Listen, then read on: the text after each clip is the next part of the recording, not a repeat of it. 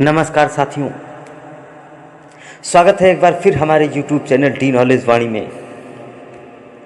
साथियों, हाजिर हूँ आज फिर एक नई जानकारी व नई कहानी के साथ। इस कहानी में हम जानेंगे कि किसी की भी हकीकत को जाने बिना उस पर उंगली नहीं उठानी चाहिए। किसी के सही गलत का फैसला हमें तब तक नहीं करना चाहिए जब तक हम उसे पूरी तरह से जान ना लें। साथियों, कहानी बहुत ही दिल को छू लेने वाली है।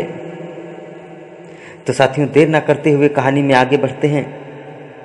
इससे पहले मेरे चैनल को सब्सक्राइब कर लो और बेल आइकन की बटन पर जाकर ऑल सेलेक्ट कर लो, ताकि आने वाली इससे भी बेहतर नई जानकारियां व नई नई कहानियां सबसे पहले आप लोगों तक जरूर पहुंचें। धन्यवाद। साथियों, कुछ समय पहले की बात है। एक राज्य में एक राजा थे और उनकी आदत थी कि वो भेष बदलकर लोगों की खैर खबर लिया करते थे। एक दिन वह अपने मंत्री के साथ गुजरते हुए एक गांव में जा पहुंचे तो देखा एक आदमी गिरा हुआ पड़ा है। राजा ने उसको हिला डुला कर देखा तो वह मर चुका था। लोग उसके पास से गुजर रहे थे और राजा ने लोगों को आवाज भी दी, लेकिन कोई उसके नजदीक नहीं आया, क्योंकि लोग राजा को पहचान नहीं रहे थे। राजा ने वहां रह रहे लोगों से पूछा, क्या बात है, इसको किसी ने क्यों नहीं उठाया? तो लोगों ने कहा, यह बहुत बुरा इंसान है और गुनहगार भी है। राजा ने कहा, क्या यह इंसान नहीं है?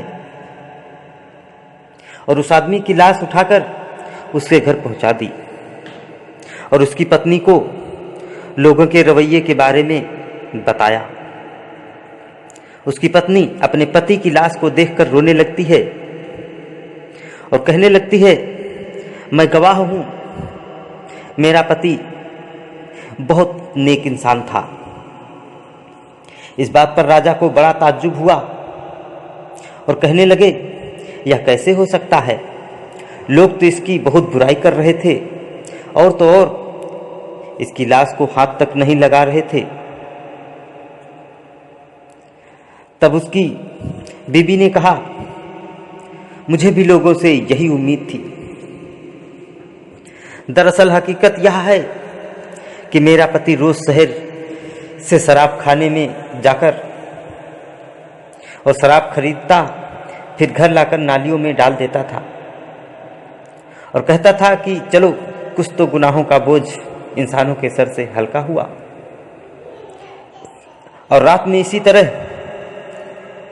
एक बुरी औरत यानी वेश्या के पास जाता और उसको एक रात की पूरी कीमत देता था और कहता था, अपना दरवाजा बंद कर लो, कोई तुम्हारे पास आने ना पाए। फिर घर आकर कहा करता था, भगवान का शुक्र है, आज उस औरत और नौजवानों के गुनाहों का मैंने कुछ तो बोझ हल्का कर दिया। लोग उसको इन जगहों पर जाता हुआ देखा करते थे।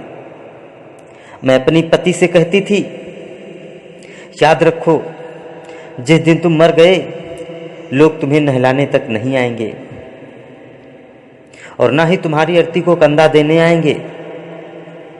तो वह हंसते हुए कहते थे कि घबराओ नहीं, तुम देखना कि मेरी अर्थी समय का राजा और उसके अच्छे लोग उठाएंगे। यह सुनकर राजा रो पड़ा और कहने लगा कि मैं ही राजा हूं, अब हम ही इसे नहलाएंगे, इसकी अर्धी को कंधा भी देंगे और इसका अंतिम संस्कार भी करेंगे।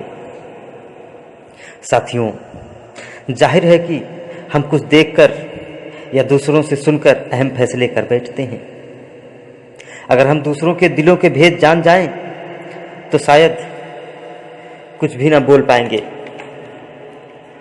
साथियों, किसी को गलत समझने से पहले देख लिया करो कि वह कैसा है या नहीं। और हमारे सही या गलत कहने से सही गलत नहीं हो जाएगा, या जो गलत है वह सही नहीं हो जाएगा। हम दूसरों के बारे में फैसला करने में सिर्फ अपना वक्त बर्बाद कर रहे हैं। बेहतर होगा कि अपना कीमती वक्त किसी की बुराई करने की बजाय अच्छी सोच के साथ परोपकार में लगाएं। धन्यवाद। तो साथियों, आशा है कि इस कहानी में बहुत कुछ शिक्षा मिली होगी। तो कमेंट में ज़रूर बताएं कैसी लगी ये कहानी। अच्छी लगी हो तो दोस्तों को शेयर करें, लाइक करें और चैनल को सब्सक्राइब करना बिल्कुल ना भूलें। मिलते हैं फिर एक नई कहानी के साथ नए वीडियो में। तब तक के लिए नमस्कार।